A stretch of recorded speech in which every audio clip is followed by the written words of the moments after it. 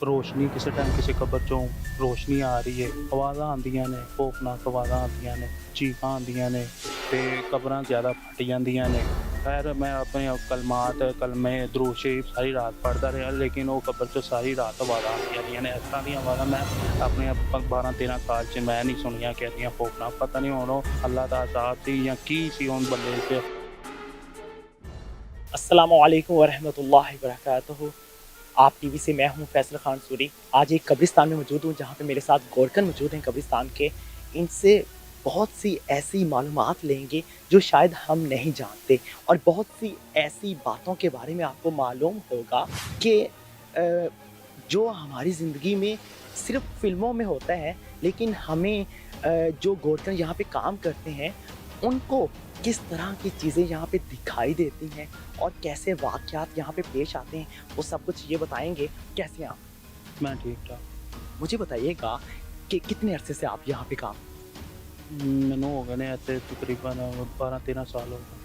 13 सालों में कोई ऐसा वाक़या हुआ कि आप यहाँ पे बहुत ज़्यादा डर गए हों, या किसी ने कोई ऐसा वाक़या होता हुआ देखा हो या आपको बताया हो? ਜੀ ਬਾਕੀ ਤੇ ਬੜੇ ਹੁੰਦੇ ਨੇ, ਬਲਕਿ ਰੋਜ਼ ਹੁੰਦੇ ਨੇ। ਆਵਾਜ਼ਾਂ ਆਉਂਦੀਆਂ ਨੇ, ਖੌਫਨਾਕ ਆਵਾਜ਼ਾਂ ਆਉਂਦੀਆਂ ਨੇ, ਚੀਖਾਂ ਆਉਂਦੀਆਂ ਨੇ ਅਤੇ ਰੋਸ਼ਨੀ ਕਿਸੇ ਟਾਈਮ ਕਿਸੇ ਕਬਰ 'ਚੋਂ ਰੋਸ਼ਨੀ ਆ ਰਹੀ ਹੈ, ਕਿਸੇ ਟਾਈਮ ਮੈਨੂੰ ਅੱਗ ਨਜ਼ਰ ਆਉਂਦੀ ਹੈ ਕਿ ਉਹ ਸਾਈਡ 'ਤੇ ਕਿਸੇ ਨੁੱਕਰ 'ਤੇ ਕਿਸੇ ਕਬਰ ਨੂੰ ਅੱਗ ਲੱਗੀ ਹੈ ਅਤੇ ਜਾ ਕੇ ਦੇਖੀਦਾ ਅਤੇ ਕੁਛ ਨਹੀਂ ਹੁੰਦਾ।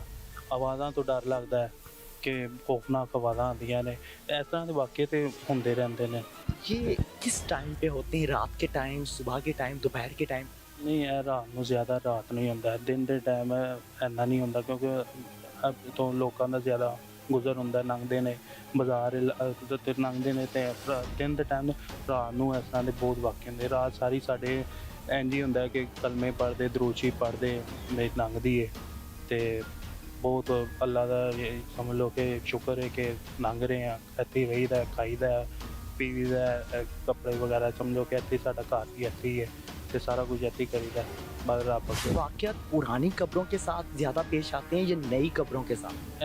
ਕੋਈ ਕੁਛ ਨਹੀਂ ਕਹਿ ਸਕਦੇ ਕਿ ਮੈਨੂੰ ਨਹੀਂ ਇਹ ਪਤਾ ਕਿ ਕਬਰ 'ਚੋਂ ਕਿਹੜੀ ਜੋ ਕਬਰ 'ਚੋਂ ਆਵਾਜ਼ ਆ ਰਹੀ ਹੈ। ਆਵਾਜ਼ਾਂ ਟੋਟਲੀ ਚਾਰੇ ਪਾਸੇ ਫੈਲ ਗਈਆਂ ਔਰ ਆਵਾਜ਼ਾਂ ਆਉਂਦੀਆਂ ਰਹਿੰਦੀਆਂ ਨੇ। ਮਤਲਬ ਬਿਲਕੁਲ ਆਉਂਦੀ। ਮੈਂ ਤੁਹਾਨੂੰ ਦੱਸਣਾ ਵਾ ਕਿ ਹੁਣ ਉਹ ਦਿਨ ਸਾਡੇ ਮੁਹੱਲੇ ਦਾ ਨਾ ਬੜਾ ਅੱਛਾ ਆਦਮੀ ਸੀ, ਮੁਅੱਜ਼ਜ਼ ਆਦਮੀ ਸੀ ਔਰ ਬਹੁਤ ਨਹਾਇਤ ਯਾਨੀ ਕਿ ਬੜਿਆਂ ਦੀ ਉਹਨੇ ਮਦਦ ਕੀਤੀ ਹੈ ਕਿ ਰਾਸ਼ਨ ਵਗੈਰਾ ਲੈ ਕੇ ਦਿੰਦਾ ਸੀ। एक इंसान था। ਬੜਾ ਨੇਕ ਇਨਸਾਨ ਸੀ। ਦੁਨੀਆ ਦੇ ਨਾਲ ਨਾ ਲੋਕੀ ਬੜਾ ਪਿਆਰ ਕਰਦੇ ਸੀ। ਉਹਨਾਂ ਦੀ ਡੈਥ ਹੋ ਗਈ ਇਹ ਤਕਰੀਬਨ 6 ਮਹੀਨੇ ਹੋਏ ਨੇ ਪਹਿਲੇ ਉਹਨਾਂ ਦੀ ਡੈਥ ਹੋਈ ਹੈ ਅਤੇ ਉਹਨਾਂ ਦੀ ਕਬਰ ਮੈਂ ਹੀ ਬਣਾਈ ਹੈ। ਕਬਰ ਬਣਾ ਕੇ ਉਹਦੇ ਜਦੋਂ ਸਾਰੇ ਚਲੇ ਗਏ ਨੇ ਉਸੇ ਰਾਤ ਨੂੰ ਉਹਦੀ ਕਬਰ 'ਚੋਂ ਇੰਨੀਆਂ ਕੁ ਖੌਫਨਾਕ ਆਵਾਜ਼ਾਂ ਆਈਆਂ ਨੇ ਨਾ ਕਿ ਮੈਂ ਡਰ ਗਿਆ। ਇਸ ਤਰ੍ਹਾਂ ਦੀ ਆਵਾਜ਼ਾਂ ਪਹਿਲੇ ਵੀ ਸੁਣੀ ਦੀਆਂ ਸੀ, ਲੇਕਿਨ ਇਸ ਤਰ੍ਹਾਂ ਦੀਆਂ ਖੌਫਨਾਕ ਆਵਾਜ਼ਾਂ ਮੈਂ ਨਹੀਂ ਕਦੀ ਸੁਣੀਆਂ ਕਿ ਇੰਨੀਆਂ ਕੁ ਖੌਫਨਾਕ ਆਵਾਜ਼ਾਂ ਸੀ ਉਹਦੇ 'ਚੋਂ। ਉਹ ਜਦੋਂ ਮੈਂ ਗਿਆ ਵਾਂ ਅਤੇ ਜੋ ਵੇਖਿਆ ਕਿ ਉਸੇ ਬੰਦੇ ਦੇ ਕਬਰ 'ਚੋਂ ਆਵਾਜ਼ਾਂ ਉਹਦੀਆਂ ਹੀ ਪਹਿਲੇ ਦੇ ਹੁੰਦਾ ਕਿ ਬੰਦੇ ਨੂੰ ਨਹੀਂ ਪਤਾ ਚੱਲਦਾ ਸਾਨੂੰ ਕਿ ਕਿਹਦੀ ਆਵਾਜ਼ ਕਿਹਦੀ ਨਹੀਂ, ਹਵਾਈ ਚੀਜ਼ਾਂ ਦੀ ਹੁੰਦੀ, ਲੇਕਿਨ ਉਹ ਬੰਦੇ ਨਾਲ ਮੇਰਾ ਪਹਿਲੇ ਵੀ ਬੋਲ ਚਾਲ ਯਾਨੀ ਕਿ ਗੱਲਬਾਤ ਉਹਨੇ ਮੇਰੇ ਨਾਲ ਕੀਤੀ ਹੋਈ ਸੀ। ਉਹਦੀ ਆਵਾਜ਼ ਮੈਂ ਪਛਾਣਦਾ ਸੀ, ਇਹ ਉਹਦੀ ਹੀ ਆਵਾਜ਼। ਉਹ ਉਹਦੀ ਜਿਸ ਤਰ੍ਹਾਂ ਉਹਦੇ ਤੋਂ ਕੋਈ ਬਹੁਤ ਜ਼ਿਆਦਾ ਉਹਨੂੰ ਮਾਰ ਰਿਹਾ, ਕੋਈ ਤਸ਼ੱਦਦ ਹੋ ਰਿਹਾ, ਇਸ ਤਰ੍ਹਾਂ ਦੀ ਉਹਦੀਆਂ ਆਵਾਜ਼ਾਂ ਆ ਰਹੀਆਂ ਸੀ, ਰੋ ਰਿਹਾ ਸੀ, ਚੀਖਾਂ ਮਾਰ ਰਿਹਾ ਸੀ ਅਤੇ ਮੈਂ ਉੱਥੋਂ ਦੌੜ ਲਾਤੀ ਅਤੇ ਮੈਂ ਆਪਣੇ ਕਮਰੇ 'ਚ ਆ ਕੇ ਬੈਠ ਗਿਆ ਵਾ। ਅਤੇ ਮੇਰੇ ਲੇਕਿਨ ਨਾ ਇਸ ਤਰ੍ਹਾਂ ਸੀ ਮੇਰੀ ਕੈਫੀਅਤ ਕਿ ਮੇਰੀ ਨਾ ਕੋਈ ਜਿਸ ਤਰ੍ਹਾਂ ਮੇਰੀ ਜਿਸਮ 'ਚੋਂ ਕੋਈ ਜਾਨ ਨਿਕਲਦੀ ਪਈ ਹੈ, ਇਹ ਹਾਲਤ ਹੋ ਗਈ ਸੀ ਮੇਰੀ। ਖੈਰ ਮੈਂ ਆਪਣੇ ਕਲਮਾਤ ਕਲਮੇ ਦਰੂਦ ਸ਼ਰੀਫ ਸਾਰੀ ਰਾਤ ਪੜ੍ਹਦਾ ਰਿਹਾ, ਲੇਕਿਨ ਉਹ ਕਬਰ 'ਚੋਂ ਸਾਰੀ ਰਾਤ ਆਵਾਜ਼ਾਂ ਆਉਂਦੀਆਂ ਰਹੀਆਂ ਨੇ। ਇਸ ਤਰ੍ਹਾਂ ਦੀਆਂ ਆਵਾਜ਼ਾਂ ਮੈਂ ਆਪਣੇ 12-13 ਸਾਲ 'ਚ ਮੈਂ ਨਹੀਂ ਸੁਣੀਆਂ ਕਿ ਇੰਨੀਆਂ ਖੌਫਨਾਕ। ਪਤਾ ਨਹੀਂ ਹੁਣ ਉਹ ਅੱਲਾ ਦਾ ਅਜ਼ਾਬ ਸੀ ਜਾਂ ਕੀ ਸੀ ਉਸ ਬੰਦੇ 'ਚ ਕਿ ਇੰਨਾ ਨੇਕ ਹੋਣ ਦੇ ਬਾਵਜੂਦ ਵੀ ਉਸ ਕਬਰ 'ਚੋਂ ਇੰਨੀਆਂ ਖੌਫਨਾਕ ਆਵਾਜ਼ਾਂ ਆ ਰਹੀਆਂ ਸੀ। ਫਿਰ ਮੈਂ ਰੱਬ ਅੱਗੇ ਦੁਆ ਕੀਤੀ ਕਿ ਯਾਰ ਰੱਬਾ ਜੇ ਇਹਦੇ ਕੋਈ ਗਲਤੀ ਹੋਈ ਹੈ ਤੈਨੂੰ ਮਾफ़ ਕਰ, ਇਹਦੇ 'ਤੇ ਰਹਿਮ ਕਰ ਅਤੇ ਸਾਡੇ ਵੀ ਹਾਲ 'ਤੇ ਕੋਈ ਰਹਿਮ। बहुत सी कब्रें होती हैं जिनमें से जानवर निकलते हैं, कभी ऐसा वाक़या पेश आया आप? ਬਹੁਤ ਜ਼ਿਆਦਾ ਹੁੰਦਾ ਹੈ कि ਬਾਅਦ ਦਫਾ ਤਾਂ ਇੰਝ ਹੋਇਆ ਹੈ ਕਿ ਅਸੀਂ ਨਵੀਂ ਕਬਰ ਕੱਢੀ ਹੈ ਅਤੇ ਉਹ ਘੰਟੇ ਡੇਢ ਘੰਟੇ ਬਾਅਦ ਫਟ ਜਾਂਦੀ कबर बाद दफ़ा सांप निकलते हैं, बिच्छू बिच्छू वगैरह 1-2-3 कब्रों से तो बिच्छू निकले हैं और ये अजीब से जानवर मैंने 2-3 जानवर देखे हैं कि जिनका मैं नाम भी नहीं पता, उस तरह के भी जानवर निकले ने। तो कब्रां ज़्यादा फट जांदियां ने, यानी कि ज़्यादा नहीं ਲੇਕਿਨ ਕਈ ਕਬਰਾਂ ਹੁੰਦੀਆਂ ਕਿ ਉਹਨਾਂ ਦੇ ਆਉਂਦੇ ਨੇ, ਉਹਨਾਂ ਦੇ ਘਰ ਵਾਲੇ ਵੀ ਬਣਾਉਂਦੇ ਨੇ, ਲੇਕਿਨ ਉਹ ਕਬਰਾਂ ਇਹ ਤਿੱਕਰ ਵੀ ਨਹੀਂ, ਉਹ ਕਾਫੀ ਫਟੀਆਂ ਜਾਂਦੀਆਂ ਨੇ। ਅਸੀਂ आज कब्रें होती हैं जो दब जाती हैं, नीचे बैठ जाती हैं, वो क्या सैलाब की वजह से होती हैं या कोई अजाब आता है, कुछ इस तरह का वाक़या हुआ? ਤੁਹਾਨੂੰ ਦੱਸਣ ਤੇ ਦਿਆਂ ਵਾਂ ਕਿ ਇਹਨਾਂ ਦੇ ਅਸੀਂ ਕੋਈ ਵੀ ਨਹੀਂ ਇਹਨਾਂ ਦੇ ਕਹਿ ਸਕਦੇ ਕਿ ਇਹਨਾਂ ਤੇ ਅਜ਼ਾਬ ਹੈ, ਕਿਉਂਕਿ ਅਸੀਂ ਕੌਣ ਹੁੰਦੇ ਆ ਕਹਿਣ ਵਾਲੇ ਕਿ ਯਾਰ ਇਹਦੇ ਤੇ ਅਜ਼ਾਬ ਆ ਰਿਹਾ, ਇਹਦੇ ਤੇ ਨਹੀਂ। ਲੇਕਿਨ ਕਈ ਕਬਰਾਂ ਐਸੀਆਂ ਭਾਰੀਆਂ ਪੈ ਜਾਂਦੀਆਂ ਨੇ ਨਾ ਕਿ ਉਹ ਸਾਨੂੰ, ਅਸੀਂ ਉਸ ਬੰਦੇ ਦੀ ਕਬਰ ਬਣਾਉਂਦੇ ਹੋਏ ਵੀ ਇੰਨੀ ਕੁ ਦਿੱਕਤ ਹੁੰਦੀ ਹੈ ਕਿ ਇੰਨੀ ਕੁ ਜਿਸਮ ਹਰਕਤ ਨਹੀਂ ਕਰਦਾ ਕਿ ਇਹ ਬੰਦੇ ਨੂੰ ਕਹਿੰਦੇ ਯਾਰ ਇਹ ਕਬਰ ਨਹੀਂ ਕੱਢਣੀ। ਉਹ ਕਬਰਾਂ ਬਾਅਦ ਚੋਂ ਵੀ ਯਾਨੀ ਕਿ ਫਟੀਆਂ ਨੇ, ਬਹਿ ਗਈਆਂ ਨੇ, ਜਾਂ ਉਹਨਾਂ ਦਾ ਕੋਈ ਕਬਰ ਬਣਾਈਏ ਤੇ ਉਹਦਾ ਕੋਈ ਮੂੰਹ ਸਿਰ ਹੈ ਹੀ ਨਹੀਂ ਕਿ ਸਮਝ ਲਓ ਕਿ ਕਬਰ ਤੋਂ ਜਾਣ ਨਾਲ ਵੀ ਨਹੀਂ ਦਿਲ ਕਰਦਾ। ਇਸ ਤਰ੍ਹਾਂ ਦੇ ਵੀ जो कब्रें फट जाती हैं उनकी हालत आप अंदर से देखते होंगे, मुर्दे किस हालत में होते हैं? सिर्फ हड्डियां रह जाती हैं या वो उसी तरह से होते हैं जिस तरह दफनाया होता है? ਨਹੀਂ ਸਾਨੂੰ ਤਾਂ ਸਿਰਫ ਉਹ ਕਫਨ ਹੁੰਦਾ ਨਜ਼ਰ ਆ ਰਿਹਾ ਹੁੰਦਾ, ਮਿੱਟੀ ਪਈ ਹੁੰਦੀ ਹੈ, ਅੰਦਰ ਦੀ ਹਾਲਤ ਅਸੀਂ ਨਹੀਂ ਦੇਖਦੇ। ਨਾ ਸਾਨੂੰ ਇਹ ਜਿਹੜੇ ਹੈਗੇ ਸਾਨੂੰ ਦੱਸਿਆ ਕਿ ਤੁਸੀਂ ਅੰਦਰ ਨਹੀਂ, ਜਦੋਂ ਕਬਰ ਬਣਾਤੀ ਫਿਰ ਅਸੀਂ ਅੰਦਰ ਨਹੀਂ ਦੇਖ ਸਕਦੇ। ਫਟੀਆਂ ਨੇ, ਉਹਨਾਂ ਨੂੰ ਮੁਰੰਮਤ ਕਰਤਾ, ਮਿੱਟੀ ਪਾਤੀ ਹੈ, ਉਸ ਤੋਂ ਬਾਅਦ ਫਿਰ ਦੁਬਾਰਾ ਫਟ ਜਾਣ।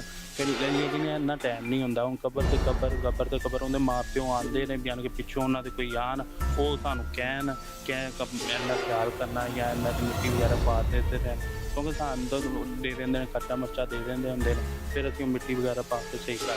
ਅਤੇ ਕਈ ਦਫਾ ਇੰਝ ਵੀ ਹੋਇਆ ਕਿ ਉਹ ਇੱਥੇ ਜ਼ਿਆਦਾ ਸਾਨੂੰ ਤੰਗੀ ਔਰਤਾਂ ਦਿੰਦੀਆਂ ਨੇ ਕਿ ਰਾਤ ਨੂੰ ਆ ਜਾਂਦੀਆਂ ਨੇ ਉਹ ਬੁੱਢੀਆਂ, ਅਤੇ ਉਹਨਾਂ ਦੇ ਲਿਬਾਸ ਰੰਗ ਬਿਰੰਗੇ ਜਾਂ ਉਹਨਾਂ ਨੇ ਕੱਪੜੇ ਪਾਏ ਹੁੰਦੇ ਨੇ, ਅਤੇ ਉਹ ਤਵੀਤ ਹੱਥਾਂ 'ਚ ਹੁੰਦੇ ਨੇ, ਕਈਆਂ ਦੇ ਹੱਥ 'ਚ ਪੱਥਰ ਹੁੰਦੇ ਨੇ, ਕਈਆਂ ਦੇ जादू टोना करने की ਕਹਿ ਸਕਦੇ ਹਾਂ ਕਿ ਜਾਦੂ ਟੂਣਾ ਹੀ ਕਰਨਾ। ਪੱਥਰ ਫੜੇ ਹੋਣਗੇ, ਸੋਟੀਆਂ ਫੜੀਆਂ ਹੋਣਗੀਆਂ ਛੋਟੀਆਂ ਹੱਥ 'ਚ, ਅਤੇ ਉਹ ਅਜੀਬ ਜਿਹਾ ਮੇਕਅਪ ਉਹਨਾਂ ਨੇ ਕੀਤਾ ਹੋਏਗਾ, ਅਤੇ ਕਬਰਸਤਾਨ ਅੰਦਰ ਸਾਰੀ ਰਾਤ ਬਹਿ ਕੇ ਉਹ ਕੁਛ ਪੜ੍ਹਦੀਆਂ ਰਹਿਣਗੀਆਂ। ਇਹ ਵੀ ਦੇਖਿਆ ਕਿ ਉਹ ਜਾਂਦੇ ਨਹੀਂ ਨੇ। ਉਹਨਾਂ ਨੂੰ ਕਿੰਨੀ ਦਫਾ ਕਿਹਾ, ਮੈਂ ਮਹੱਲੇ ਦੇ ਮੈਂ ਕਾਉਂਸਲਰ ਨੂੰ ਵੀ ਕਿਹਾ ਰਾਤ ਨੂੰ ਬੁੱਢੀਆਂ ਆਉਂਦੀਆਂ ਨੇ। ਉਹ 2-3 ਦਫਾ ਉਹ ਜਦੋਂ ਆਏ ਨੇ ਉਸ ਰਾਤ ਉਹ ਬੁੱਢੀਆਂ नहीं आई। खास दफ़ा होता है कि लोग कब्रें खोद के उसके अंदर बैठते हैं और चीले करते हैं, कुछ इस तरह का होता है? ओके। नहीं, इस कब्रिस्तान च ते नहीं, कोई नहीं इस तरह का नहीं होया। ऐसा कोई चिल्ले वगैरह इस कब्रिस्तान च अजे तक कोई भी नहीं ना इजाज़त दी। लेकिन है गया कि कब्रां फटदियां ने, आवाज़ां आंदियां ने, रोशनी निकलदियां ने। कई कब्रां चो है नहीं कि खाली अजाब है या जो भी आवाज़ां आंदियां, कई कब्रां चो बड़ी अच्छी खुशबू आती है। एक कबर कड्ढी जी कि 2 साल हो गए ने, काफ़ी दूर हैगी है, 2 साल हो गए ने, उस कबर चों जदों भी लागो लंघो बहुत प्यारी खुशबू वगैरह आती रहती है। बिल्कुल जी, आपने जाना कि हक़ाइक़ क्या हैं, हकीकत में होता क्या है कब्रिस्तान में। बेशक सभी ने इस ज़मीन के अंदर जाना है, और ये जो बिच्छू निकलते हैं कब्रों में से, मेरे जहन में ये हदीस आई उस टाइम कि अगर हम एक गाली देते हैं किसी को और उस गाली के बदले एक बिच्छू आपकी कब्र में पहले से तैयार हो रहा होता है। अल्लाह ताला हम सबको हिदायत दे और सीधी राह पर चलने की तौफीक दे। इसी के साथ मुझे दीजिए इजाज़त। अल्लाह के बाद।